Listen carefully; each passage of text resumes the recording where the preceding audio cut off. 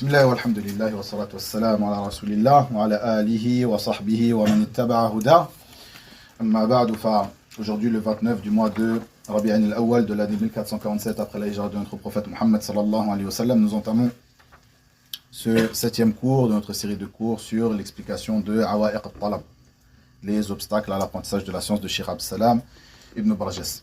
Comme je l'avais promis la semaine passée, je commencerai le cours d'aujourd'hui par un obstacle qui a été évoqué par Cheikh Abd Salam de manière générale dans le dernier obstacle qu'il a évoqué, que nous avons expliqué, qui est le 5e, qui est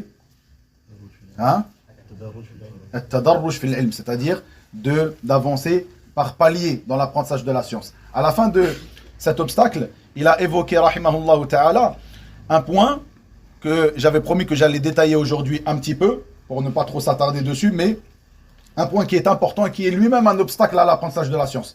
Cet obstacle-là, je l'avais évoqué lors du premier cours de cette année, qui est le deuxième cours de la série, les obstacles à l'apprentissage de la science. Le premier cours de cette année, j'avais évoqué plusieurs autres obstacles qui ne sont pas évoqués ici par Cheikh Abd Salam, qui ont été évoqués certains parmi les ulama, d'autres par, comme je l'ai dit, évoqués par Cheikh Rabi' dans cette muhadara, dans ce cours, qui a été retranscrit en livre sur les obstacles à l'apprentissage de la science. Et cet obstacle est at-ta'assub, le fanatisme. Le fanatisme, ayyuha al-ikhwa, sans aucun doute, est un obstacle conséquent à l'apprentissage de la science. Je ne vais pas m'attarder sur at-ta'assub, le fanatisme, puisque nous avons déjà fait une série de cours à propos du fanatisme. Donc revenez à cette série de cours, ça a été détaillé, où j'avais résumé dans cette série de cours le livre de notre cheikh Khalid Abou Abdel A'la, At-Ta'assub lish-Shuyukh.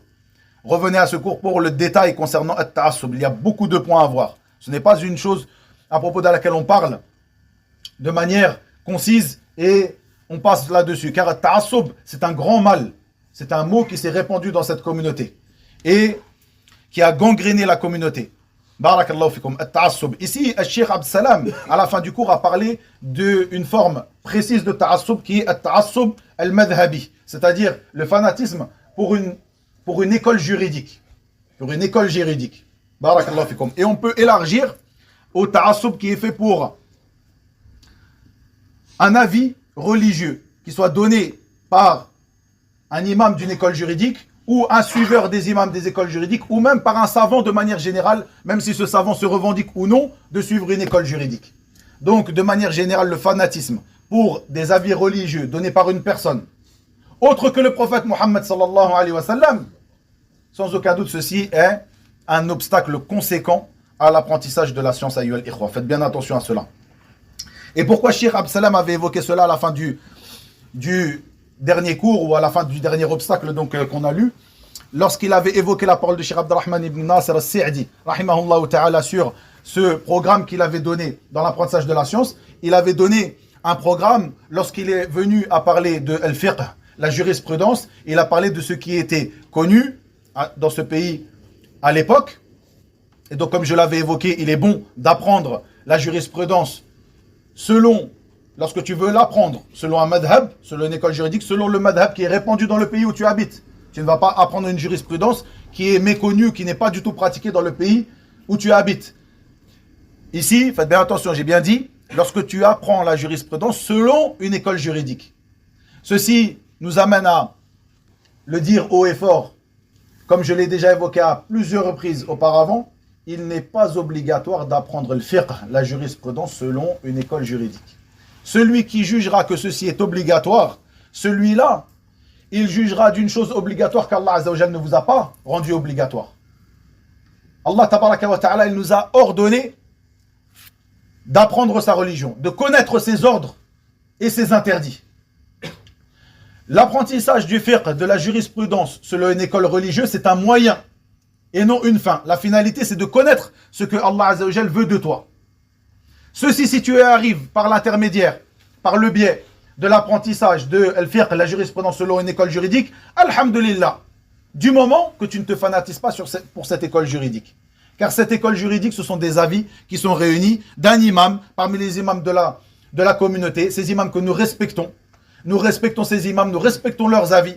Et sans aucun doute le fait de dire qu'un tel s'est trompé, un tel n'a pas vu juste, un tel a donné un avis qui est en contradiction avec la sunna du prophète sallallahu alayhi wa sallam, ceci ne rentre en aucun cas dans le mauvais comportement avec ses imams.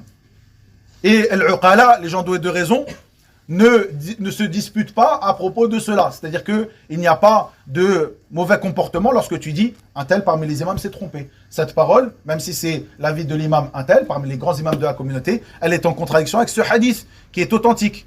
La parole du prophète sallallahu alayhi wa sallam. Et c'est lui qui est al-ma'soum, l'infaillible, sallallahu alayhi wa sallam. Pourquoi? Parce que la yantiqu anil hawa, in huwa illa wahyun yuha. Il ne parle pas sous l'effet de la passion. Ce qu'il prononce, c'est certes une révélation qui lui est révélée. Barakallahu fikum, c'est lui l'infaillible, sallallahu alayhi wa sallam. À l'inverse de n'importe quelle personne en dessous de lui. Parmi les grands imams de cette communauté, l'imam Abu Hanifa, l'imam Malik, l'imam Shafi'i, l'imam Ahmad, l'imam al-Bukhari, Muslim, Abu Daoud, al-Nasa'i, qui tu veux parmi les imams de la communauté, Cheikh al-Islam Taymiyyah, Ibn al-Qayyim, Cheikh al-Islam Muhammad ibn Abdul Wahhab, Cheikh al-Fawzan, al-Haydan, Rabi' ibn Hadi, tout cela, ce sont des hommes. Et l'ensemble d'entre eux ont prononcé la même parole. Prenez d'où j'ai pris.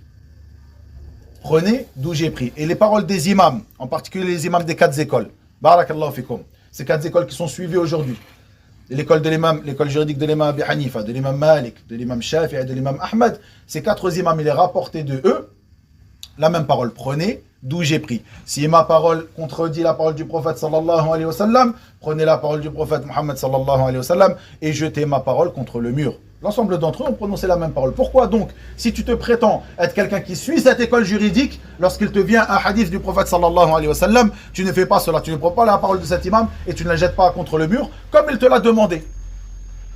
Donc en réalité, ces personnes qui se prétendent de suivre une école juridique, en réalité, ils ne sont pas sincères. Ils ne sont pas sincères dans cela, plutôt ils suivent leur passion. Ils suivent leur passion uniquement. Comme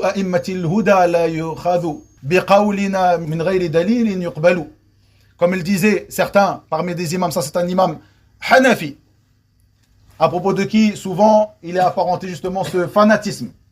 Il disait, rahimahullah ta'ala, un des imams du 11e siècle, il disait, la parole des imams de la guidée est qu'il ne faut pas prendre notre parole sans qu'il y ait un dalil qui vient appuyer cette parole, un dalil qui est accepté, une preuve qui est acceptée.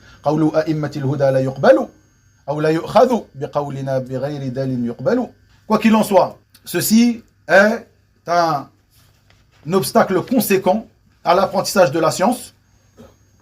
Et cet obstacle a été évoqué par Cheikh Al-Allama Rabi' ibn Hadi, c'est pour cela que je l'ai évoqué ici. De même que, et comme il le dit Cheikh Rahimahullah Ta'ala, ici il dit c'est manière de se fanatiser, d'un fanatisme aveugle et d'un suivi aveugle pour les gens et de les copier de manière aveugle, sans regarder donc les preuves qu'ils ont utilisées et d'où est-ce qu'ils ont pris ces jugements religieux. Ceci fait partie des plus grands obstacles à l'apprentissage de la science et vient empêcher les gens de rechercher la science, cette science qui est agréée par Allah tabaraka wa ta'ala.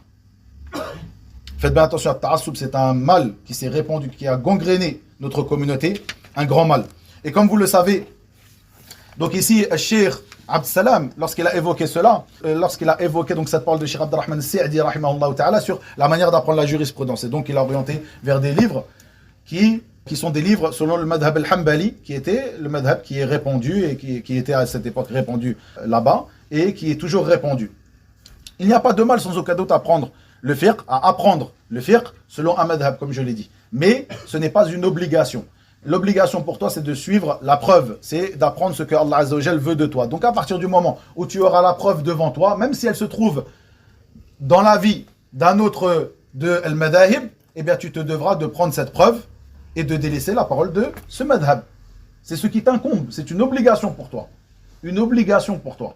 Au moment où tu suivras le madhab, et bien souvent, ayyuha al-ikhwa, faites bien attention, al-madahib, et on va expliquer ce qu'est le madhab. Al-madahib, c'est-à-dire les écoles juridiques, bien souvent il y a plusieurs avis, plusieurs versions, plusieurs narrations rapportées de l'imam. Et certains parmi les imams du madhab vont plus voir que l'une des paroles de l'imam est prépondérante sur l'autre. Donc même au niveau du madhab, il y a certains courant, certaines voix, et donc en fonction de ce courant, donc au final tu ne suis même pas cet imam, ce grand imam pour lequel tu prétends te fanatiser, mais en réalité tu suis l'avis de certains qui ont interprété, etc., etc. Comme par exemple, dans le madhab de l'imam Malik, Ibn Anas al-Asbahi, rahimahullah ta'ala, qui est mort en quelle année? Faddal ya Tariq. 179, tafaddalu. Ahsant, 179 de l'Hégire. Imam Dar al-Hijra, rahimahullah ta'ala. Il a rapporté dans son livre Al-Muwatta ce hadith authentique où le prophète sallallahu alayhi wa sallam nous dit que parmi les voies des prophètes avant lui, telle et telle chose comme il est venu dans le hadith, puis, et que, ou parmi ce qui est rapporté de ceux qui, des peuples qui ont précédé, donc des prophètes qui ont précédé, et le fait que l'on met la main droite sur la main gauche dans la prière. Poser la main droite sur la main gauche dans la prière. Ce hadith est un hadith authentique qui est rapporté par l'imam Malik dans Al-Muwatta. Et en aucun cas, il a rapporté, après avoir rapporté ce hadith, que ce hadith est un hadith qui, pour lui, n'est pas acceptable, ou que c'est un hadith qui n'a pas été pratiqué par les gens de Médine, qui fait partie des fondements du madhab de l'imam Malik. À aucun moment, il a rapporté cela. Ce qui montre que l'imam voyait que ce hadith est un hadith qui était à prendre en considération. Donc le fait que tu poses ta main droite sur ta main gauche dans ta prière. D'accord? Comme vous le savez, beaucoup parmi des gens qui se prétendent de Al-Malikiyya pratiquent ce qu'on appelle le sadl, c'est-à-dire qu'ils prient de cette manière-là, les bras le long du corps. Comment, alors que l'imam du madhab que tu te prétends de suivre et pour qui même tu te fanatises, wal'iyadu billah, ne voit pas cette parole-là, mais toi, tu continues à apprendre cette parole-là et tu dis, ça c'est l'avis le plus juste dans le madhab de l'imam Malik ou c'est l'avis le plus juste de manière générale car c'est le madhab. Ajib. Comme il disait certains, il disait وَالْقَبْضُ سُنَّةُ النَّبِيِّ الْهَاشِمِ وَسَدْلُ رَأْيِ الْعَالِمِ بْنِ الْقَاسِمِ وَالْقَبْضُ سُنَّةُ النَّبِيِّ الْهَاشِمِ صلى الله عليه وسلم وَسَدْلُ رَأْيِ الْعَالِمِ بْنِ الْقَاسِمِ هذا الذي وجدته في الكتب أعوذ بالله من التعصب. Cette parole-là, al-sadl, dans la prière, c'est uniquement une parole qui a été donnée par un imam du madhab, Ibn al-Qasim, dans son livre Al-Mudawwana al-Kubra, où il rapporte des avis de l'imam Malik, parfois il les explique, parfois des amis des élèves de l'imam Malik. Quoi qu'il en soit, toi qui te fanatises de cet imam, tu prends l'avis d'une personne qui fait partie des imams du madhab, mais qui n'ont pas été, qui ne sont pas l'imam du madhab et qui n'ont pas suivi l'avis de l'imam du madhab à ce moment-là, qui ont suivi peut-être des avis que lui, il aura vu juste par rapport à certains sujets. Ici, ce n'est pas le sujet donc de détailler pourquoi il aurait vu cet avis. Barakallahu fikum. Donc, pour résumer, ayyuhal ikhwa, la plupart de ces gens-là ne sont pas véridiques lorsqu'ils prétendent le suivi de l'imam.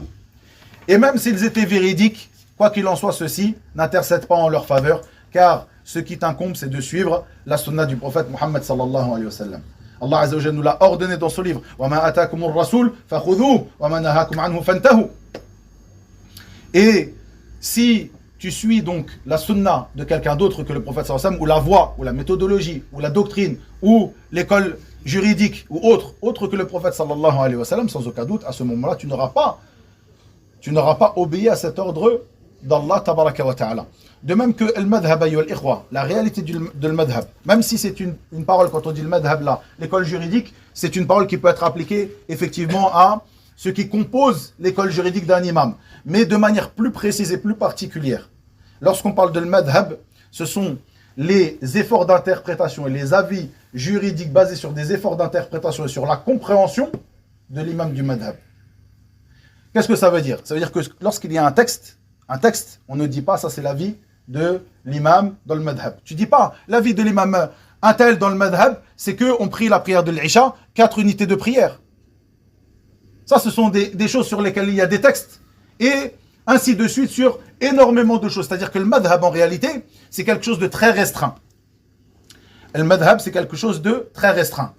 Et c'est quelque chose qui peut être, bien sûr, comme je l'ai dit, de manière plus générale, qui peut être évoqué et appelé, c'est-à-dire que le madhab peut avoir cette appellation, ça peut être donc tous les avis donnés par l'imam, même s'il y a des textes qui sont clairs et explicites. Mais de manière plus particulière, lorsqu'on dit le madhab de un tel parmi les imams, c'est telle chose, Ça, c'est lorsqu'il y a des efforts d'interprétation, c'est-à-dire la compréhension des textes, ou lorsqu'il n'y a pas de texte et que l'imam donne un avis juridique sur des règles générales de la religion.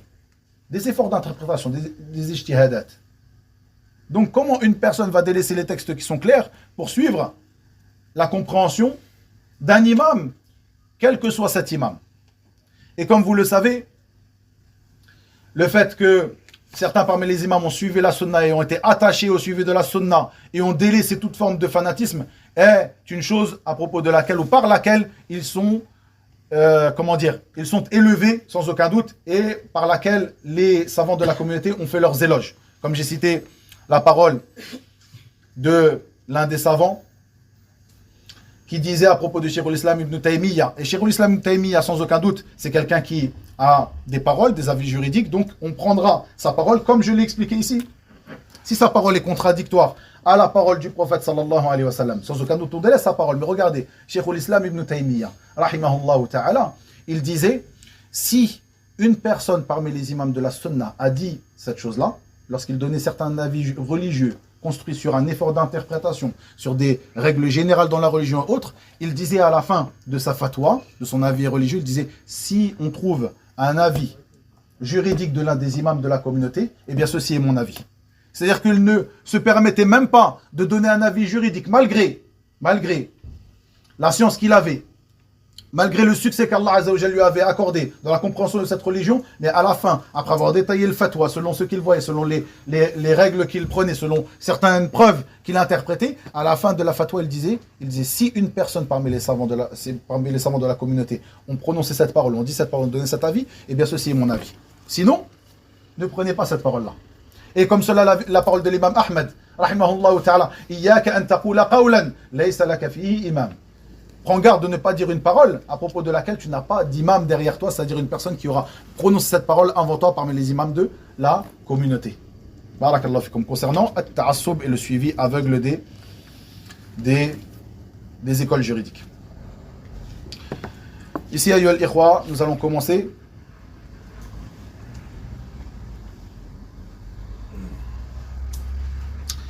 l'explication donc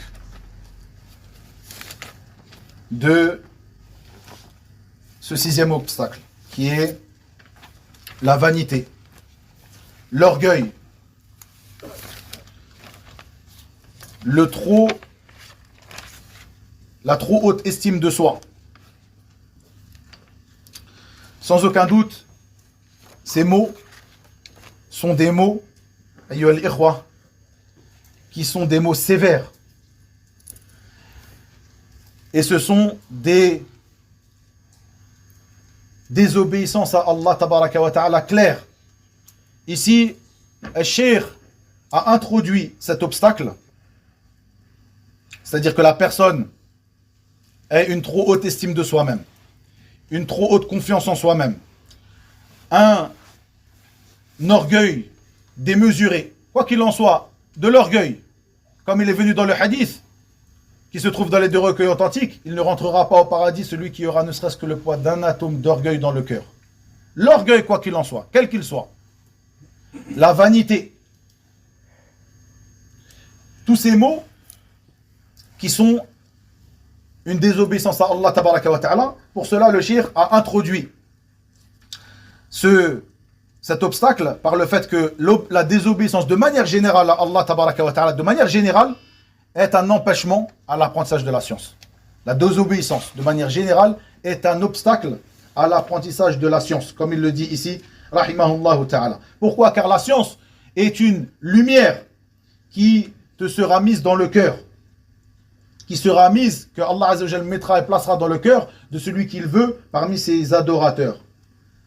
Et sans aucun doute, il ne peut pas se réunir dans le cœur d'une personne de la lumière et des ténèbres. Et les ténèbres de ces péchés, sans aucun doute, viennent prendre le dessus lorsqu'ils deviennent trop conséquents et trop insistants sur la lumière qu'une personne pourra avoir dans son cœur. Donc, wal'iyadu billah, nous voyons que l'orgueil, la vanité, la haute estime de soi et toutes ces maladies du cœur qui sont un obstacle à l'apprentissage de la science forment eux-mêmes ou sont une partie eux-mêmes d'un autre obstacle encore plus grand qui est l'obstacle des péchés, de la désobéissance d'Allah tabaraka wa ta'ala. Et c'est pour cela que certains parmi les pieux de notre communauté, parmi eux l'imam Shafi'i, disaient « Shakawtu ila waki'in su'a hifzi fa arshadani ila tarki al-ma'asi wa akhbarani bi anna al-ilma nurun wa nurullahi la yu'tahu 'asi » Quoi qu'il en soit, l'imam Shafi'i, qui était parmi les imams de cette communauté, parmi les pieux de cette communauté, il s'est plaint à son cheikh Waki' ibn al-Jarrah, ibn Malih al-Ru'asi, rahimahullah ta'ala, il lui a dit qu'il n'arrive pas à apprendre à cause des péchés. Il n'arrive pas à apprendre, pardon, il n'arrive pas à apprendre et mémoriser. Et donc son cheikh Waki' l'a orienté vers le fait de délaisser les péchés. Si tu veux apprendre et mémoriser, délaisse les péchés. Cette personne-là qui faisait partie des pieux, qui disait à propos de sa propre personne et cette parole-là, écoutez-la bien, de l'imam al-Shafi'i, Muhammad ibn Idris al-Qurashi al-Muttalibi, qui est mort en quelle année? 204. Ahsant, barakallahu fik. L'imam Shafi'i, ce grand imam de la communauté, qui disait à propos de sa propre personne, أحب الصالحين ولست منهم لعلي أن أنال بهم شفاعة وأكره من بضاعته المعاصي وإن كنا في البضاعة سواء. Et l'imam Ahmad, qui faisait partie de ses élèves, a répondu à ces paroles en disant تحب الصالحين وأنت منهم إن المرء مع من أحب أو مع الجماعة. Quoi qu'il en soit, cet imam, ce grand imam de la communauté, il te dit dans ses vers de poésie, il te dit « J'aime les pieux, mais je ne fais pas partie de eux. J'aime les pieux, mais je n'en fais pas partie. » Regardez comment ils étaient. Comment ils étaient sincères envers Allah tabaraka wa ta'ala. J'aime les pieux, mais je n'en fais pas partie. J'espère trouver une intercession dans cet amour que j'ai pour eux. Et je déteste les gens qui sont des gens des péchés, même si nous sommes égaux dans ce que nous avons. Textuellement dans ce que nous avons à vendre. Et l'imam Ahmed de lui répondre, de lui dire « Tu aimes les pieux et tu en fais partie. » Et la personne est avec le groupe ou avec ceux qu'il aime. Quoi qu'il en soit, cette personne-là qui était sincère envers Allah Azza wa Jal, regardez parmi les paroles de l'imam Shafi'i, cette parole qui tombe bien ici pour notre étude. Je vais l'évoquer ici, après avoir lu cette partie. Quoi qu'il en soit, ici, de manière générale, les péchés. Les péchés sont un grand obstacle à l'apprentissage de la science et parmi les plus grands de ces péchés, parmi les grands péchés, pardon, de manière générale, parmi les grands péchés et parmi les plus grands obstacles, parmi ces péchés à l'apprentissage de la science, la vanité et l'orgueil. Et ça, c'est un mal qui nous touche tous. Lorsque nous lisons ces obstacles et que nous parlons de ces péchés, ayyuhal akh al-mubarak, mets-toi dans la situation que tu fais une analyse personnelle. Tu fais une analyse de ta propre personne. Ces péchés-là, il n'y a pas l'un d'entre nous qui en est exempt. Donc, certains plus que d'autres. Donc, tu te dois de faire un effort sur toi-même. Et il y a certains remèdes à cette maladie. La maladie de l'orgueil, de la vanité et autres. Parmi ces remèdes, ce que nous voyons dans les paroles des imams de Salaf, le fait de reconnaître sa propre personne, de faire un effort sur cela, et de ne pas prétendre une chose que tu n'as pas. De ne pas prétendre à une chose que tu n'as pas. Plutôt, de mettre en avant réellement cette chose-là. Pas de mettre en avant tes péchés en disant j'ai fait tel et tel et tel péché. Non, mais de mettre en avant et de reconnaître cette chose-là parce que tu ne veux pas être quelqu'un qui est estimé pour une chose que tu n'as pas faite. Quoi qu'il en soit, l'imam Shafi'i avait l'habitude de dire j'aurais aimé que l'on apprenne cette science sans que rien ne m'y soit apparenté. C'est-à-dire que sans qu'une personne évoque le fait que cette science, il l'a apprise de moi. Que les gens apprennent cette science, que cette science du Coran et de la Sunna soit apprise, que les gens la mettent en pratique, mais que personne ne dise « je l'ai appris de Muhammad ibn Idris Shafi'i ». Son but, ce n'est pas que les gens ils disent « alhamdulillah, j'ai appris ça de un tel, c'est lui qui m'a éduqué, c'est lui qui m'a informé, etc. » Ça ne l'intéresse pas. Ce qui l'intéresse, c'est que la parole d'Allah Azza wa Jal soit élevée sur terre. C'est que la religion d'Allah Azza wa Jal soit élevée, c'est que Allah tabaraka wa ta'ala soit adoré sur terre seul et sans associé, que la sunna du prophète sallallahu alayhi wa sallam soit répandue. Comme cela, il est rapporté de Abdullah ibn Mas'ud, radiyallahu anhu.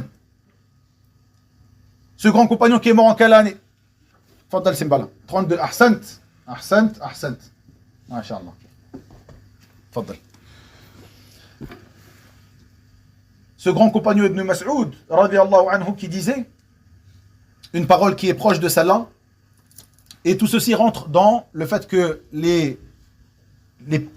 nos pieux prédécesseurs étaient loin de prétendre à une chose qu'ils n'avaient pas, et ils étaient loin de se mettre en avant et de rechercher les éloges des gens de ce bas monde, de rechercher à être élevés auprès des gens de ce bas monde, parce que ceci ne les intéressait pas.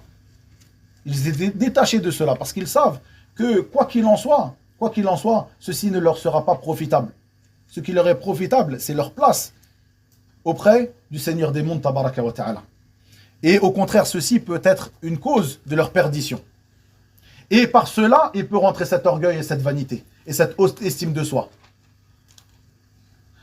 Et quoi qu'il en soit, nous voyons que Ibn Mas'ud disait « J'aurais aimé que Allah Azza wa Jal me pardonne mes péchés, mais que personne ne connaisse Abdullah ibn Mas'ud. » Quoi qu'il en soit, ça va dans le même sens, c'est-à-dire que il soit une cause de bien pour la guider des gens, mais que personne ne sache que cette guidée est venue d'Abdullah ibn Mas'ud. Allahu Akbar.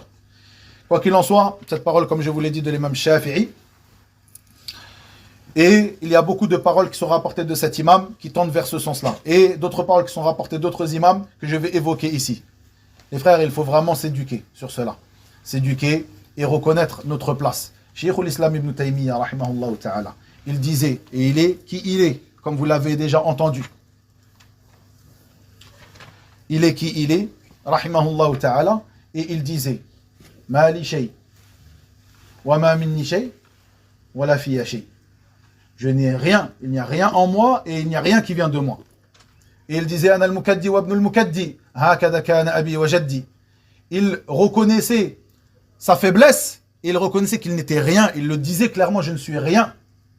Écoutez cette parole de Hafiz al-Dunya à son époque. Al-Imam al-Dhahabi. Muhammad ibn Ahmad ibn Uthman ibn Qaymaz al-Dhahabi al-Ghafiqi ibn Turkumani. Imam al-Dunya fi zamanihi. Qui est mort en quelle année, l'Imam al-Dhahabi? Fadal. Hein? Hein? Quelqu'un qui n'a pas répondu. Al-Hafid al-Dhahabi. Hein? Tariq, tfaddal. 700 combien? 48. Ahsant. Masha'Allah. Al-Hafid al-Dhahabi. Regardez, ayyuha al-ikhwa. Comment tu dois être, en particulier lorsque tu suis ce chemin vers la science. Pas que tu mettes en avant à chaque fois que tu fais quelque chose, à chaque fois que tu as quelque chose, j'ai fait ça, j'ai dit ça, on m'a vu là, etc., etc. Et en particulier, comme vous le savez, sur les réseaux, ça devient comme une vitrine. La personne expose tout ce qu'elle fait, comme je vous l'ai dit la dernière fois. Est-ce que l'un d'entre vous va sciemment mettre son téléphone devant lui, se prendre en photo ou prendre en vidéo, faire un live, ou je ne sais pas comment ils disent, alors qu'il est en train de faire une prière de nuit? Est-ce que l'un d'entre vous penserait à faire cela? Même ces personnes qui font ce à propos de quoi on évoque un blâme, certains d'entre eux ne le font peut-être pas sciemment, etc. Je ne rentre pas dans les intentions, mais sans aucun doute, même eux ne feraient pas cela, parce que c'est trop, c'est exagéré. Mais en réalité, le fait de faire la distinction entre ça et ça, c'est aussi le fait de faire la distinction entre une œuvre qui fait partie des plus grandes des œuvres pieuses, qui est la prière de nuit, sans aucun doute, et une œuvre qui est encore plus émérite, qui est l'étude de la science religieuse. Une personne qui va mettre sur ses réseaux, lorsqu'il est dans le cours du shir, il prend en photo le livre, la page dans laquelle il est, il dit, ça c'est le cours, on était aujourd'hui au cours de Cheikh Antel, alhamdulillah. Il met comme ça, regardez ma maktaba, regardez ça. Je dis pas que chaque personne qui va montrer ça ou montrer ça, parfois il y a un bienfait dans cela. Mais en fait que ce soit la chose qui soit la base. C'est-à-dire à chaque fois que tu fais quelque chose, tu dois le montrer. Alors que tu es en train d'étudier, tu es en train de pratiquer une chose par laquelle tu te rapproches d'Allah tabaraka wa ta'ala, une des plus grandes adorations. Et à chaque fois que tu fais quelque chose, tu le dis, tu le mets sur tes réseaux, tu le mets en avant. Pareil, même sans parler des réseaux sociaux. À chaque fois que tu rencontres les gens, tu dis, ah, j'ai fait ça, alhamdulillah, j'ai fait ça, alhamdulillah, j'étais avec un tel, Cheikh m'a dit, etc., etc. Et faites bien attention. Bien souvent, ce sont des choses qui ne sont pas correctes, qui ne sont pas exactes, en fait. Lorsque et ça, c'est un grand mal, ayyuha al-ikhwa. La personne, elle va raconter sur son statut, alhamdulillah, aujourd'hui, Cheikh m'a conseillé telle et telle chose, il m'a dit, Abou Nayya, kada wa kada wa kada. Et en fait, tu te fais passer pour les gens qui te suivent, tes suiveurs, etc. Comme quelqu'un, par exemple, qui a de la proximité avec le shir, etc., etc. En fait, tu veux montrer quelque chose. Tu prétends une chose qui n'est pas en toi. Regarde les athars de salaf. Que quelqu'un ne vienne pas dire, oui, mais Cheikh Antel, il a fait ça. Oui, mais il s'est passé ça. Et comme je l'ai dit la dernière fois, comme si quand tu rapportes cette parole-là, tu dis, oui, mais un tel parmi les savants, il fait ça. Comme si c'est un consensus. Un tel parmi les savants, il a fait ça. Donc c'est comme ça qu'on doit être. Salaf.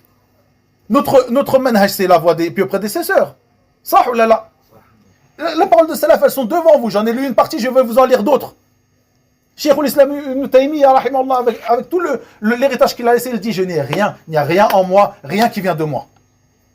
Et vous allez entendre la parole de l'Hafid al-Dahabi, vous allez dire là, je ne peux même plus ouvrir ma bouche, je ne peux plus rien dire concernant cette science que je prétends apprendre. Et comme ici nous étudions que cette chose-là, l'orgueil, la vanité, la haute estime de soi et le fait de prétendre à quelque chose qui n'est pas en toi ou qui est en toi, cette prétention à al-ikhwa que tu as, cette chose que vous trouvez dans la parole des salaf, il n'était pas du tout comme ça. Et certaines personnes qui vont prétendre avoir, et bien souvent c'est une fausse prétention. Et Abounaï, tu fais ceci, fais cela, etc. Et la personne veut montrer dans cela, même si elle ne le dit pas, en fait, elle montre quelque chose, comme si un tel, parmi les ulama, le connaît, comme s'il a fait cela, comme s'il a rapporté une faïda lui-même. Ces choses-là que vous connaissez, que vous avez vues. Ou, j'ai appelé Cheikh aujourd'hui, il m'a dit, passez le salam au frère. Allô, Cheikh? Marhaban, كيف الحال عندي سؤال, j'ai une question, d'accord, من أين أنت, je suis de France, tu poses la question, passe le salam au frère. Après, quand tu as fini ça, tu mets soit sur tes réseaux, tu le dis au frère, alhamdoulilah, j'ai eu Cheikh aujourd'hui, il vous passe le salam. Allahu Akbar. Qu'est-ce que la personne elle pense après cela? Elle se dit, le frère il a cette proximité avec Cheikh, il l'a appelé, il lui a dit passe le salam au frère. Alors que c'est une chose qui est normale, c'est-à-dire que tu as rencontré un parmi les savants, etc. Et même dans cela, il y a vraiment un avilissement de la personne. La personne, elle s'avilit, elle avilit cette science qui est une chose qui est noble. Encore une fois, je donne des exemples généraux. Peut-être qu'une personne va faire cela sans qu'il y ait cette chose derrière lui, sans qu'à ce moment-là, à certains moments, il y a un bien dans cela, sans aucun doute. C'est-à-dire que, alhamdoulilah, quelqu'un qui est parti visiter les savants, lorsqu'il revient, alhamdoulilah, il met ça en avant, etc. Il dit, voilà, le cheikh, il va bien, alhamdoulilah, il vous passe le salam, etc. C'est quelque chose de afawi, quelque chose qui vient comme ça dans la discussion. Pas quelque chose que, dès qu'il s'est passé, tu vas écrire sur tes réseaux. Je parle des réseaux parce que c'est le plus flagrant, mais ce n'est pas uniquement dans les réseaux sociaux, vous avez compris.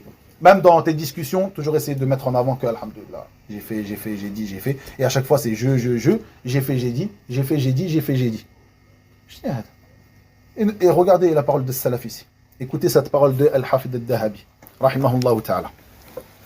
Il parle de sa propre personne. Al-Hafid al-Dahabi, qui était un grand muhaddith, imam al-Dunya, al-Hafid al-Dunya, à son époque, il dit, dans son livre, Al-Mu'jam al-Mukhtas bil-Muhaddithin. Donc c'est un livre dans lequel il référence les gens du hadith, al-Muhaddithin. Il parle de sa propre personne, puisque lui, effectivement, il rapporte le hadith, il a des chaînes de transmission jusqu'au prophète, sallallahu alayhi wa sallam. Donc il rapporte le hadith, même s'il est mort en 748 de l'Hégire, donc il est mort, c'est-à-dire dans un temps reculé, il peut redonner une chaîne de transmission. Comme nous, si nous avons une chaîne de transmission, nous pouvons la remonter jusqu'au prophète sallallahu alayhi wa sallam. Mais lui, là, voilà, donc il rapporte sa propre personne, donc il évoque sa propre personne. Bien sûr, dans ce livre-là, il évoque des muhaddithoun, des imams de la communauté. Quand il parle de sa propre personne, qu'est-ce qu'il dit à al-ikhwa? Est-ce qu'il dit, j'ai rapporté tant et tant de hadiths, j'ai été avec tant et tant de shuyukh, on a fait ça? Écoutez ce qu'il dit. Il dit, dans le sens de ses paroles. Je vous lis en arabe si vous voulez, comme ça les frères ils peuvent. Jama'a tawalif, yuqalu mufida. والجماعة يتفضلون ويثنون عليه وهو أخبر بنفسه في العلم والله المستعان ولا قوة إلا به وإذا سلم لي إيماني فيا فوزي. Dans le sens de ces paroles, approximativement. Il dit, lorsqu'il parle de Muhammad ibn Ahmad ibn Uthman ibn Qaymaz al-Dhahabi, il évoque son nom, ensuite il dit, il a réuni des livres, il a écrit des livres, il a réuni des ouvrages, à propos desquels il est dit qu'ils sont profitables.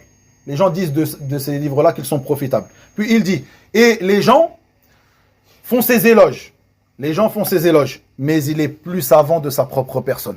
Il est plus savant de sa propre personne à propos de la science. Fil ilm.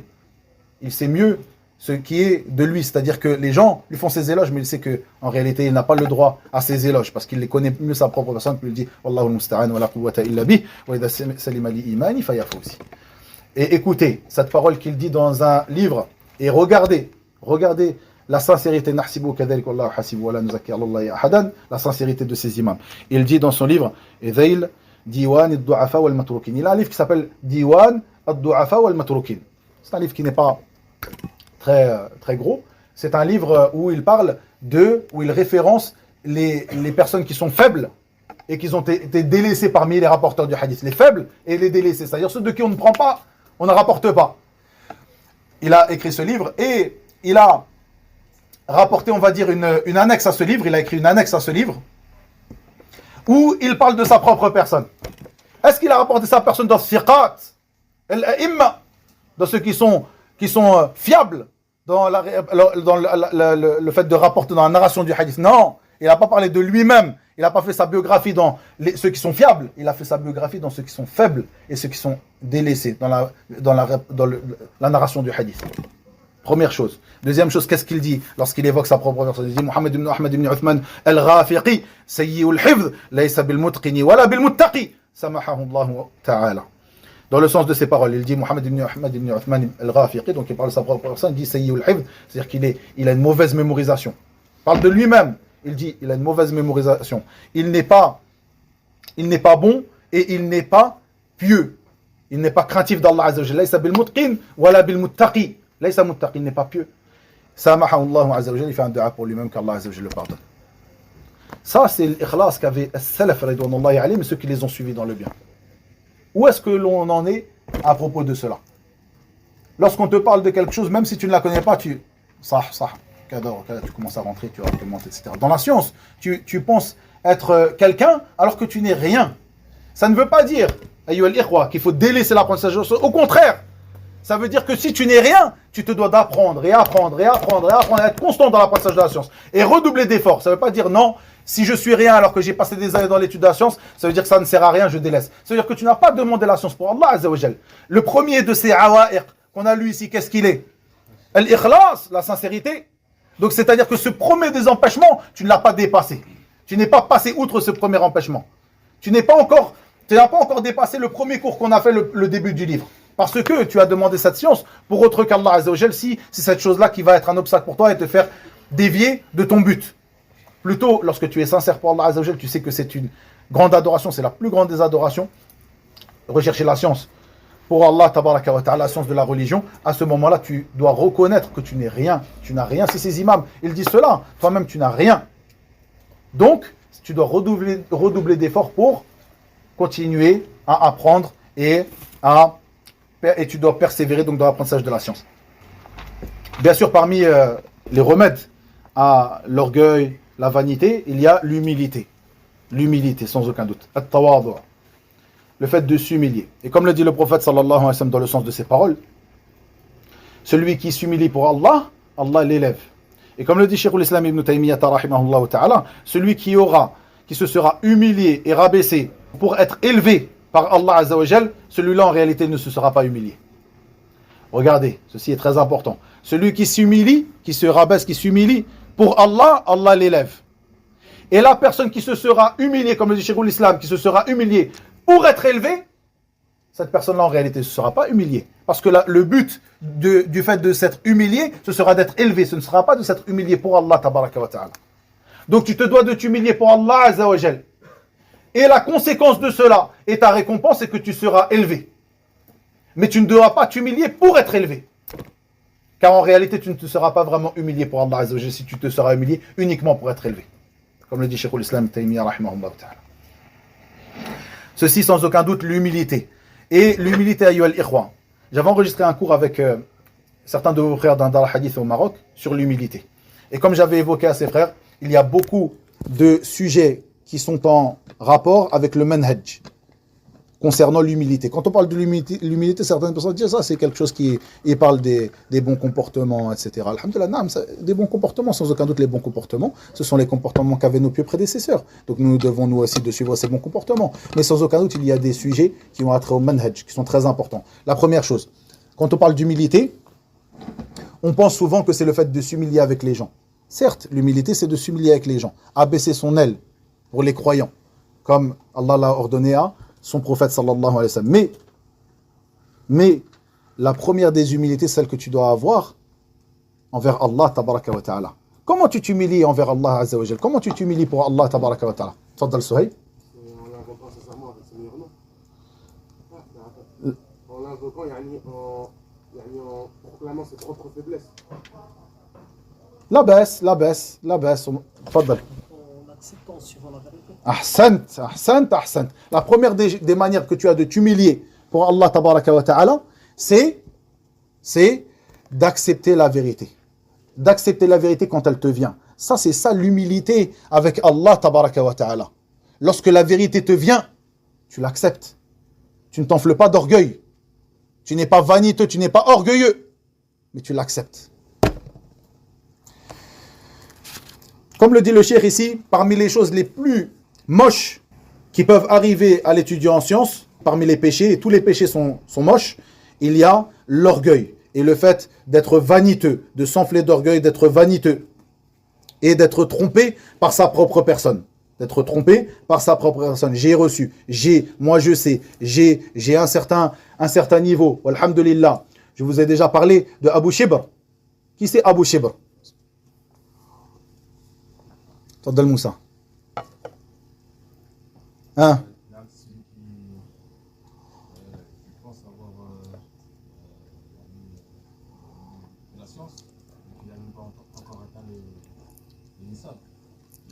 Ahsant, la baisse. Ah, qui donne plus que cela? Tfadal Younes. Ahsant. 3. Le Shibr, c'est quoi? C'est l'empan. Voilà. Abu Shibr, c'est qui? C'est l'étudiant qui commence à rentrer dans l'étude de la science, qui pense qu'il a déjà atteint un niveau. Et après, il y a le deuxième qui devient plus humble parce qu'il voit que la science, elle est vaste. Et le dernier qui est humilié et qui ne connaît rien parce qu'il est dans un océan de... Ahsant. Regardez. C'est l'ashbar ou thalatha. Les empans, ils sont au nombre de 3. Faites bien attention.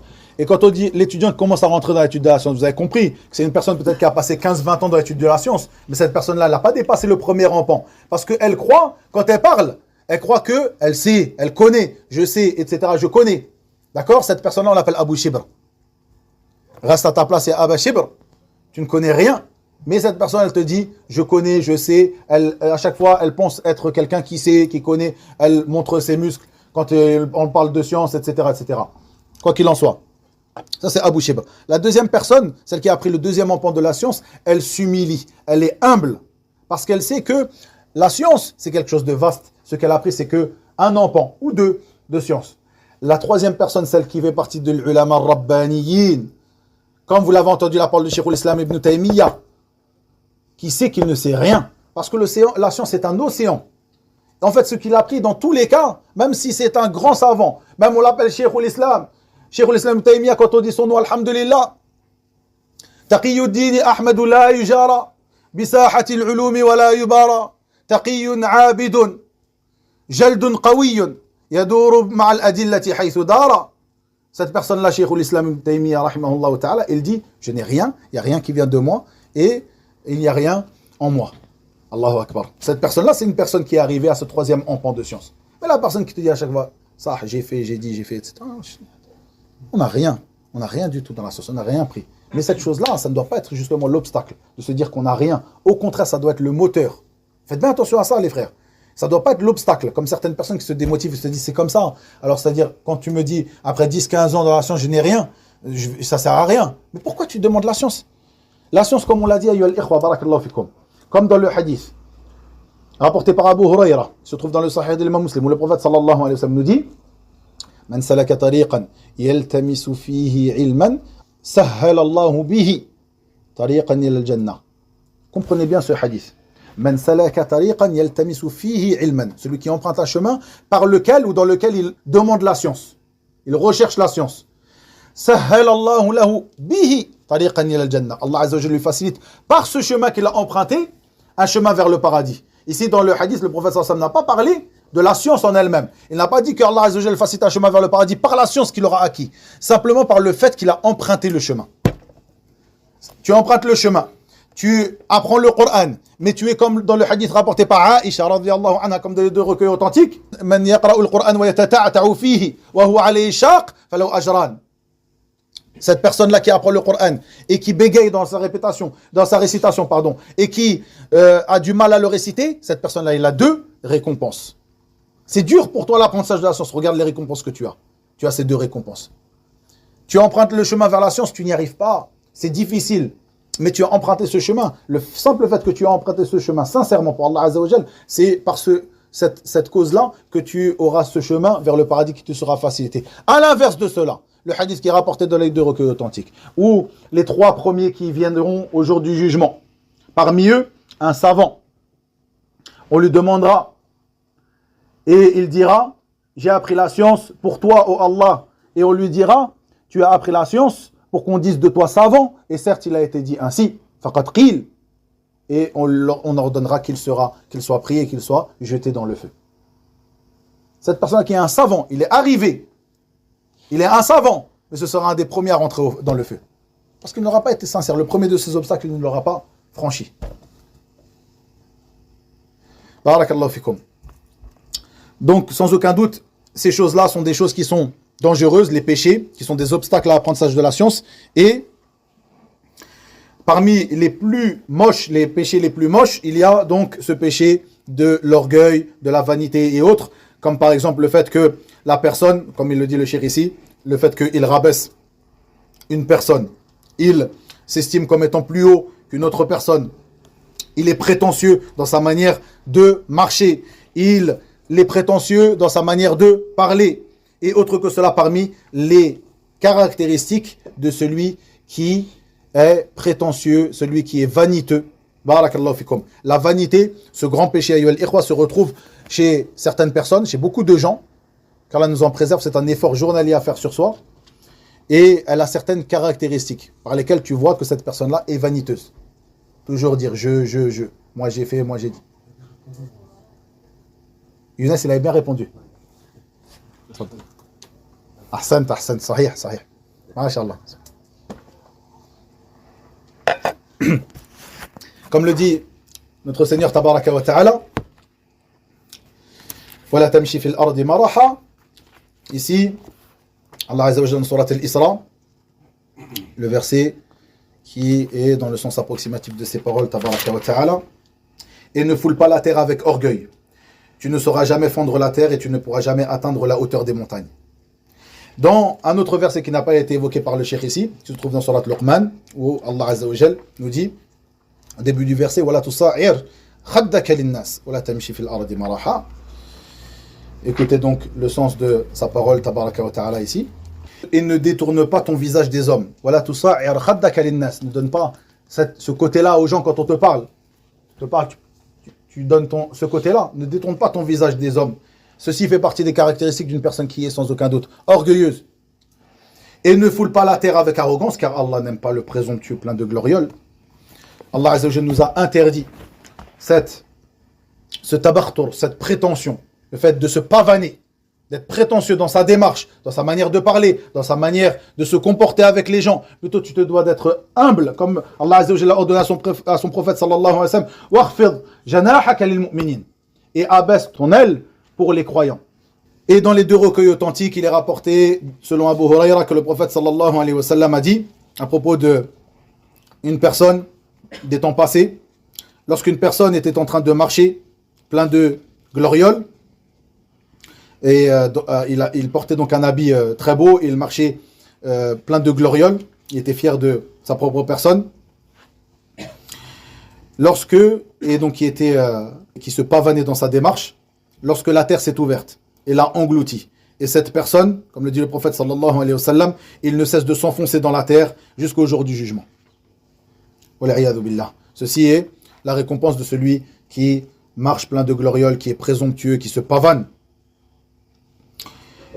Parmi les choses qui sont importantes à ayyuhal ikhwa, lorsque l'on parle de ce sujet, il dit, il rapporte la parole de Ibn al-Jawzi rahimahullah ta'ala, qui dit que parmi les choses les meilleures, il y a le fait de s'approvisionner de science, la science profitable. Car celui qui se contentera de la science qu'il a en pensant que cette science est suffisante, il pensera que son avis, il se contentera de son propre avis et il verra sa personne comme étant une grande personne, c'est-à-dire qu'il grandira sa propre personne, et ceci sera un empêchement pour lui de profiter d'autre que lui. Comme cela, il est rapporté de l'imam al-Bukhari, où il disait « La yanbulu ar-rajulu hatta ya'khudha mimman huwa fawquhu wa mimman huwa dunahu wa mimman huwa mithluhu » Une personne ne sera pas noble, ne sera pas anoblie du moment qu'elle ne prendra pas la science d'une personne qui est au-dessus de lui, de même qu'une personne qui est en dessous de lui, de même qu'une personne qui est comme lui, à son niveau. Une personne ne s'anoblira pas du moment qu'elle ne fera pas cette chose-là. Donc, sans aucun doute, ceci était la voie de As-Salaf ridwanullahi alayhim. Nous voyons qu'Abu Bakr as-Siddiq, radiyallahu anhu, le meilleur de cette communauté après le prophète sallallahu alayhi wa sallam, rapportait des hadiths de sa fille Aïcha, radiyallahu anha. Omar ibn al-Khattab, qui était le deuxième meilleur de cette communauté après le prophète sallallahu alayhi wa sallam, rapportait des hadiths de son fils, Abdullah ibn Omar, radiyallahu anhum. Et comme cela, tu te dois de rechercher ce qui t'est profitable où que tu le trouves. Où que tu le trouves. Et ne pas t'enfler d'orgueil en te disant, c'est bon, je connais, j'ai pas besoin. Ça, c'est une chose que je n'ai pas besoin. Cette personne-là, il est plus jeune que moi. Cette personne-là, il est comme ça. Cette personne-là, il est comme ça. Où tu trouveras cette chose profitable, tu rechercheras ce profit. Et comme il l'a dit ici le shir, le fait de penser que ton avis est le bon, de penser que tu as atteint un certain degré, ceci sera un empêchement pour toi de profiter. Ceci sera un empêchement pour toi de profiter. Barakallahu fikum. Mais la plupart des gens de nos jours, ils ne sont pas sur ça. Il y a cet orgueil, cette vanité et ce contentement de soi qui rentre dans ton cœur. Oh, cette personne-là, comment je vais profiter de lui? Alors que cette personne-là a une science que toi tu n'as pas. Va la chercher. Va la prendre cette science-là. Et tu n'es pas obligé de lui dire, moi j'ai fait ça, moi j'ai fait ça, moi j'ai fait ça. Barakallahu fikum. Tu n'es pas obligé de lui dire, moi, alhamdoulilah, j'ai étudié tout ça, mais la science que tu as chez toi, alhamdoulilah, non, tu dois t'humilier pour cette science. Cette science, c'est quelque chose de noble. Tu te dois de t'humilier et d'aller la chercher où elle se trouve. Comme cela, tu te dois de profiter de tes frères. Ce que tu penses être comme toi, déjà, le simple fait de penser qu'un tel est comme toi, c'est déjà quand même une certaine prétention. Alhamdoulilah, on est au même niveau, on a étudié ensemble chez les savants, etc. Cette prétention-là. Certaines personnes, comme je vous en ai parlé précédemment, cette émancipation qu'on peut voir chez certaines personnes. Des frères qui, à l'époque, ont profité, ont été des gens que tu as orientés, etc., etc. Comme toi, tu as été orienté avant eux. Et à partir du moment où il a pris un empan de science, cette personne, alhamdoulilah, on est pareil. On a pris chez les savants pareil. J'ai pas besoin. Au contraire, même, elle pense être meilleure. Et regardez, une chose très très importante à Ikhwa, les personnes qui prétendent qu'un tel ou un tel les jalouse. La jalousie, sans aucun doute, c'est quelque chose qui est interdit. Ça fait partie des grands péchés, le hasad. Mais que tu en arrives à penser qu'une personne te jalouse, il n'y a pas dans cela une haute estime de toi-même. Tu te dis, ah, les gens ils me jalousent parce que j'ai. Quelle estime tu as de toi-même pour penser que les gens ils te jalousent? Si vraiment cette science-là que tu as, elle a été noble et elle t'a anobli, car en réalité, la science qui est profitable, c'est celle qui anoblit. L'étudiant en science est le premier à devoir rechercher tazkiyatun nafs, d'anoblir sa propre personne, d'anoblir son âme. Cette science, elle doit t'anoblir, elle doit te purifier. Tazkiyatun nafs, c'est la purification de l'âme. Et si les étudiants en science ne recherchent pas cette purification de l'âme, qui va la chercher? Quoi qu'il en soit, le fait de purifier son âme et de savoir que tu ne sais rien. Comment alors tu peux penser qu'une personne te jalouse? À partir du moment où cette science t'a purifié, tu sais que tu n'es rien. Comment tu peux imaginer qu'une personne peut te jalouser? Qu'est-ce que tu as de plus qu'elle pour qu'elle te jalouse? C'est que tu penses avoir des choses en plus qu'elle. Vous avez entendu les paroles de Salaf. Normalement, une personne, elle a tellement une estime de soi qui est basse, cette estime de soi qui doit être basse, sans se rabaisser. On ne parle pas de rabaisser son âme, car ceci est venu dans un hadith où le prophète sallallahu alayhi wa sallam interdit cela, de dire que son âme est moche et mauvaise. Khabuthat nafsi, ceci est interdit de dire cela. Mais le fait de savoir que tu n'as rien, que tu n'es rien, tu n'as pas de mérite sur ton frère. Je n'ai pas de mérite sur toi. Je n'ai rien. Donc à partir de là, tu sauras que personne ne peut te jalouser en réalité. Plutôt c'est toi qui désireras ardemment avoir ce qui est chez ton frère, car tu vois chez lui des bons comportements que tu aimerais avoir, tu vois chez lui quelque chose, une compréhension, même une science que tu aimerais avoir. Et c'est ce qu'on appelle al-ribta. Comme l'a dit l'imam al-Bukhari, bab al-ribtati fil ilm. Al-ribta, ce n'est pas comme le hasad, même si on le traduira les deux de la jalousie. Le hasad, c'est la mauvaise jalousie. On l'a déjà expliqué pour ne pas revenir là-dessus. Et le ribta, c'est la bonne jalousie, c'est-à-dire d'envier quelqu'un sans avoir envie que cette chose-là parte de lui, c'est-à-dire qu'il garde ce bien qui est chez lui, mais tu aimerais qu'Allah Azza wa Jal t'octroie le même bien que lui, sans que ce bien ne parte de cette personne, qu'il garde ce bien. Et tu as cette envie parce que tu vois un bien chez lui. Alors que de dire aux gens, lui, c'est quelqu'un qui me jalouse. C'est pour ça qu'il est comme ça, parce qu'il me jalouse. Combien de fois on a entendu ces choses-là? Quelle pensée tu as sur toi pour dire qu'une personne peut te jalouser? Agib. Sans aucun doute, la jalousie est quelque chose qui existe, qui est répandu. C'est un grand péché. Mais de penser toi-même qu'une personne peut te jalouser, quelle estime tu as de toi? Allahu Akbar. Donc, comme je disais, cette émancipation de certaines personnes en se disant, ça y est, moi, j'ai, c'est bon, j'ai plus besoin de telle et telle personne, c'est bon. Je suis arrivé à un point où c'est bon, je n'ai plus besoin, je m'émancipe.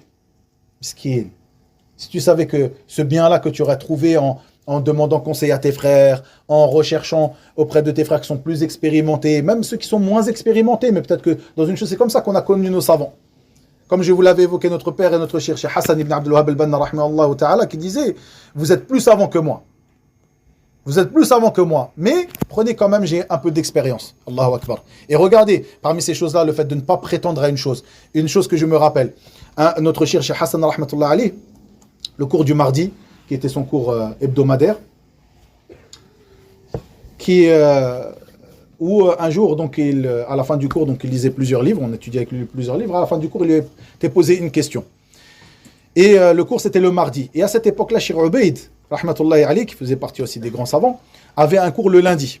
Cheikh Ubaid al-Jabiri, qui est à Médine, qui avait un cours le lundi. Ce cours-là était retransmis sur une radio à l'époque, et moi je suivais ce cours-là. Ce cours-là, tu pouvais envoyer des questions à Cheikh, parfois elles étaient traitées. Donc j'essayais de profiter le plus possible de Cheikh. Le lundi soir, j'écoutais le cours de Cheikh. Et le mardi, on avait le cours avec notre Cheikh. Entre autres, parmi les cours de ma Cheikh. Et je me rappelle cette chose, où le lundi, une question a été posée à Cheikh Ubaid. Et dans la question, c'était « Ya Cheikh, ya Allama ». L'Allama, celui qui a plein de sciences, c'est l'Allama. Et Cheikh, il a répondu, Cheikh Ubaid, il a dit « Ana lastu Allama, ana Ubaid, hakada sammani abi ». Je ne suis pas un Allama, je m'appelle Ubaid, c'est comme ça que mon père m'a appelé. La parole de Cheikh Ubaid, l'Allama, rahmatullah alayh. Le lendemain, au cours de notre cher Cheikh Hassan, rahmatullahi alayh, une personne est venue avec une question comme ça, Ya Allama Hassan ibn Abdul Wahhab. Et Cheikh, il a dit, lastu Allama wala haga. Je ne suis pas un Allama ni rien d'autre. Je suis votre frère Hassan. Allahu Akbar. Ils sont, regardez ça, c'est les savants de la communauté. Et ils sont sortis du même endroit. Ils ont pris du même endroit et ils ont été sur les mêmes comportements qu'ils ont pris de salaf de cette communauté. Où est-ce qu'on en est, nous?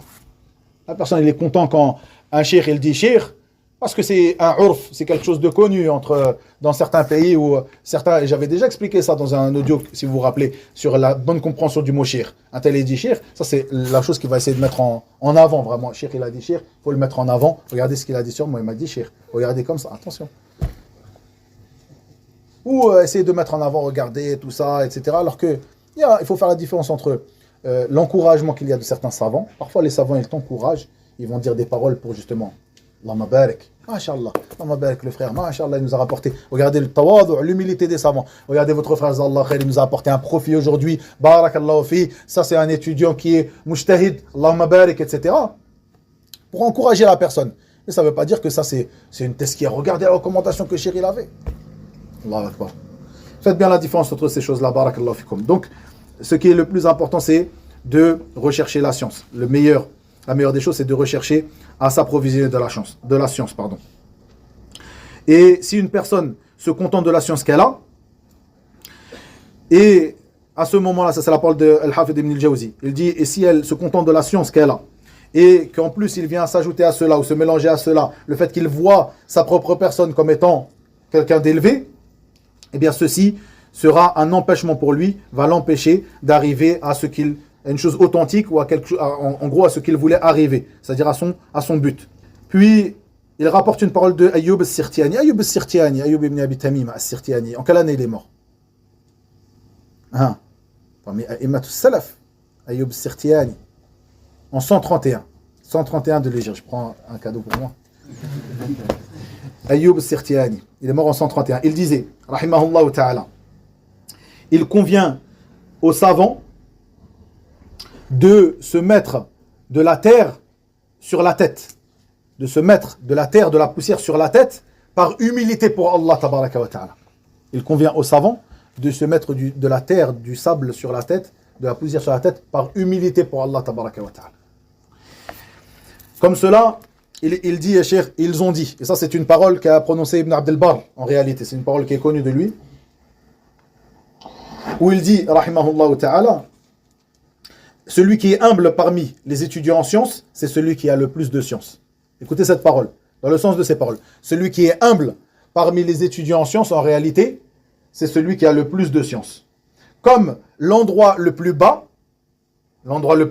c'est celui qui accueillera le plus d'eau. Vous avez compris un petit peu l'image. La personne parmi les étudiants en sciences qui sera humble, qui s'abaissera pour les gens, qui sera humble, c'est en réalité celui qui a le plus de sciences. Comme l'endroit qui est le plus bas, c'est celui lorsqu'il pleut qui retient le plus d'eau. Allahu Akbar. Après, il rapporte la parole, rahimahullah, d'une personne sage où il dit quel est le bienfait que peut avoir une personne, mais que personne ne jalouse pour ce bienfait. Cette personne parmi les hukama, c'est-à-dire les gens sages, il a dit at-tawadhu, l'humilité. C'est un bienfait que la personne a, mais que personne ne jalousera pour ce bienfait. Il est humble, personne ne va le jalouser pour cette humilité. Et on lui posa ensuite la question, quel est ce mal, ce mot à propos de laquelle on ne fait pas miséricorde à une personne, c'est la vanité. Puis il dit que l'étudiant en sciences prenne garde de ne pas tomber dans ces caractéristiques qui sont blâmables. Ces caractéristiques que déteste Allah tabaraka wa ta'ala et que les croyants détestent. Car celui qui se sera humilié pour Allah azza wa jal l'élèvera.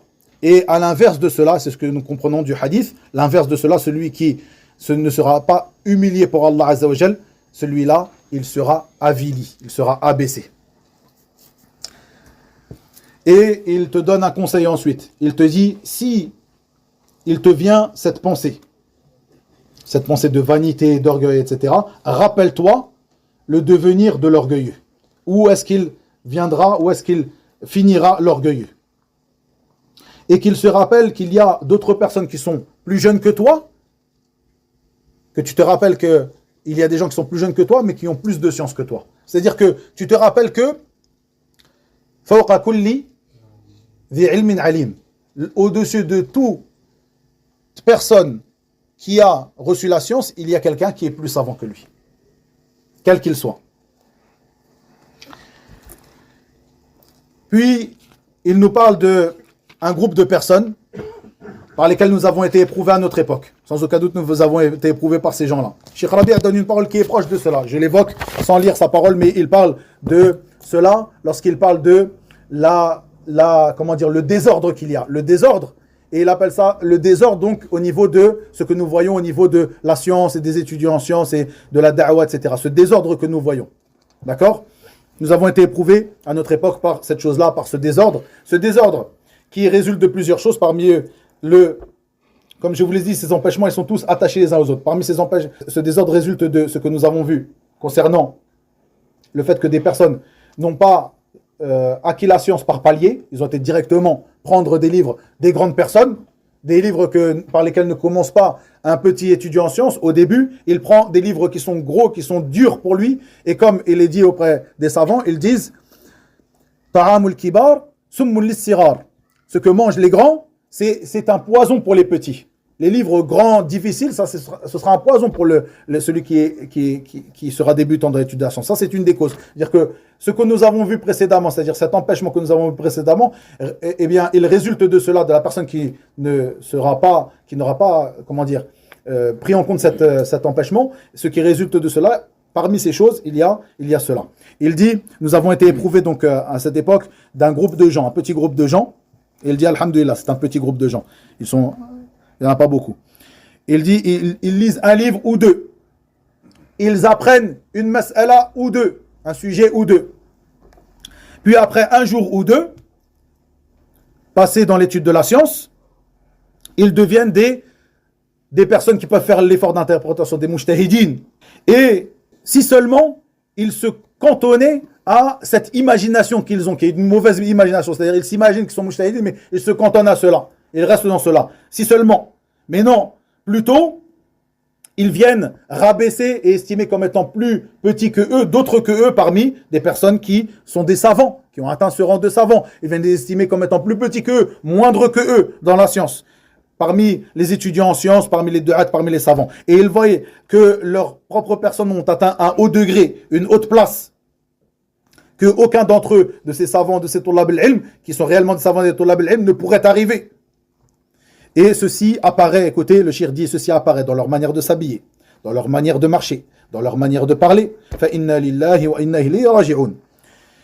Quoi qu'il en soit, cette chose-là est une chose que nous voyons et sans aucun doute, il y a aussi une chose qui est évoquée, je le rappelle ici, je l'ai déjà évoqué précédemment, une mas'ala qu'on appelle at-tanammur fil ilm. At-tanammur, c'est le fait de se faire passer pour un tigre, pour un lion, pour un tigre, lorsque tu es dans une assise de science.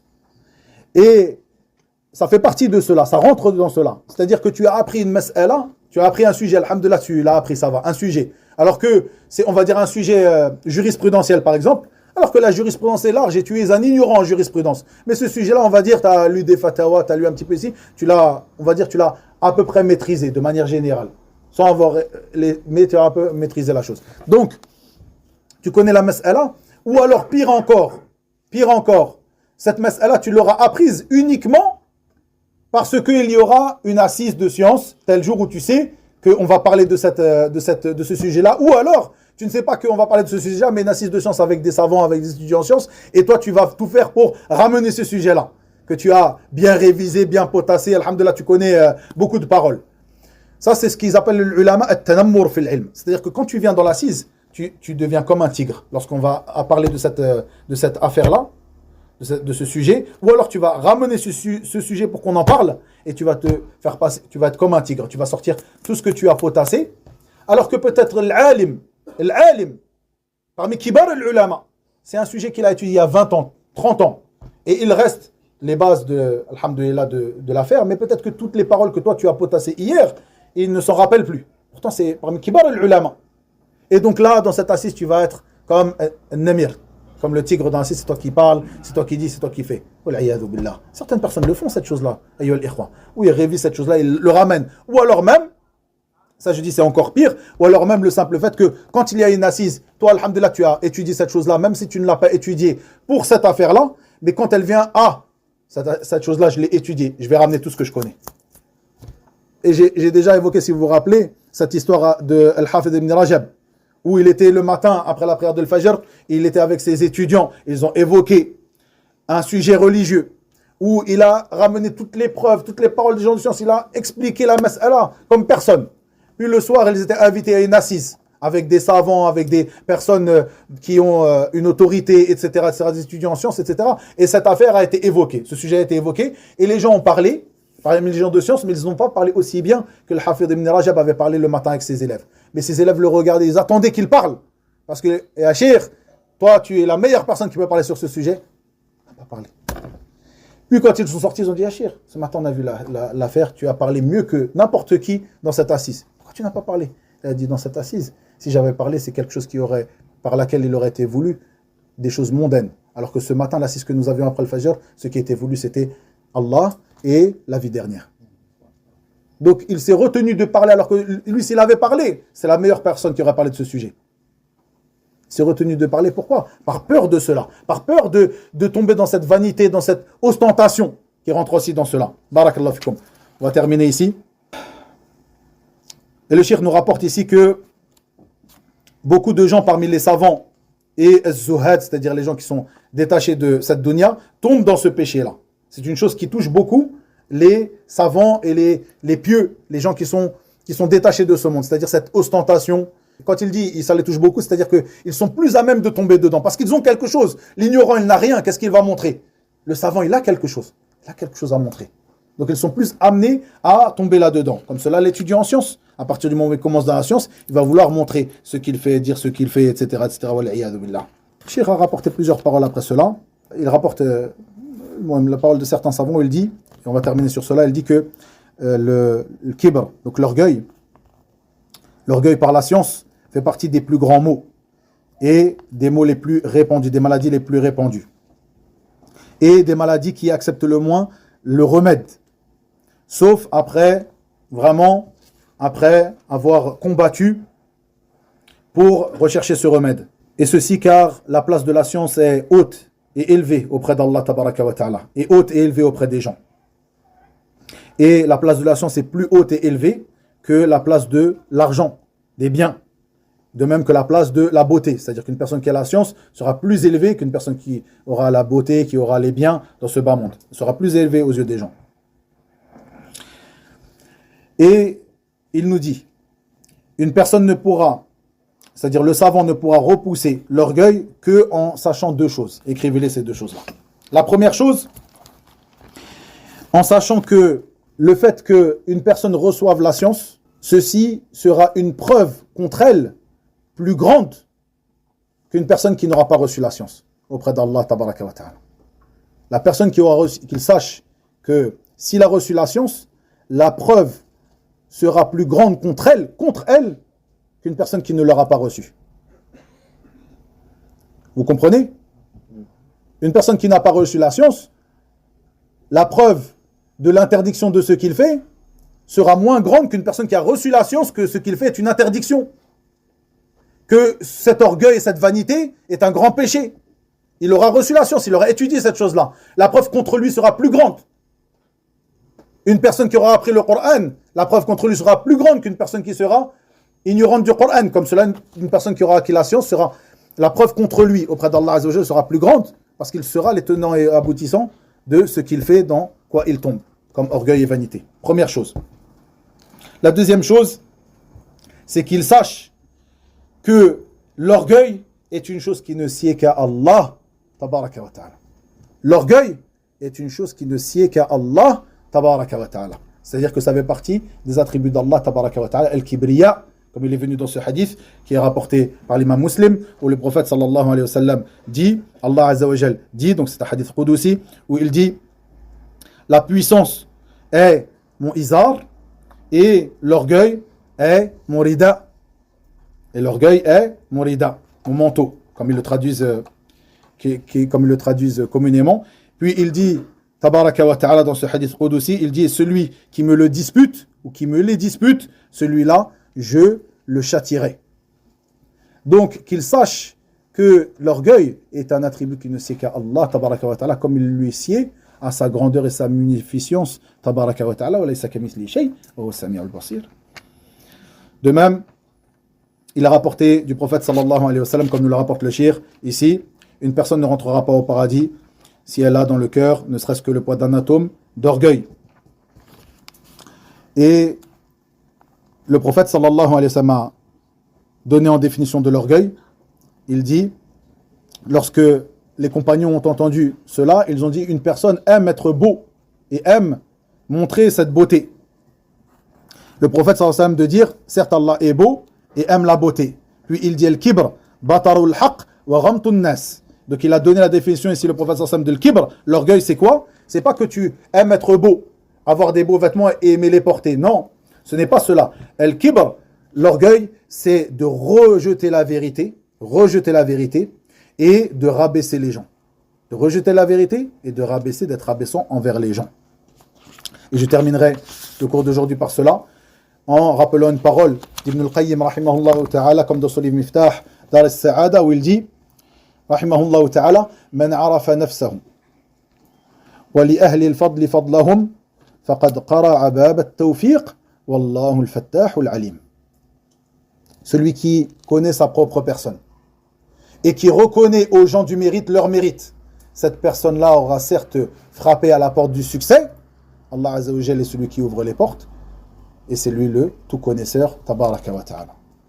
Si tu connais ta propre personne, tu sais d'où tu es venu, d'où tu viens, quelle est ta base et quel est ton devenir. Si tu sais que tu n'es rien en réalité et tu as reçu ce tawfiq, ce succès d'Allah tabaraka wa ta'ala, de reconnaître cette chose-là, alhamdulillah, déjà tu as acquis un grand bien. Puis si tu reconnais le bien et le mérite aux gens du mérite, alhamdulillah, tu as acquis tout ce bien qui a été évoqué ici par Ibn al-Qayyim. Cette personne-là aura certes frappé à la porte du succès. Wallahu al-fattah al-alim. Wa ila huna wa billahi tawfiq wa sallallahu wa sallam wa barak ala nabiyyina Muhammad wa akhiru da'wana alhamdulillahi rabbil alamin.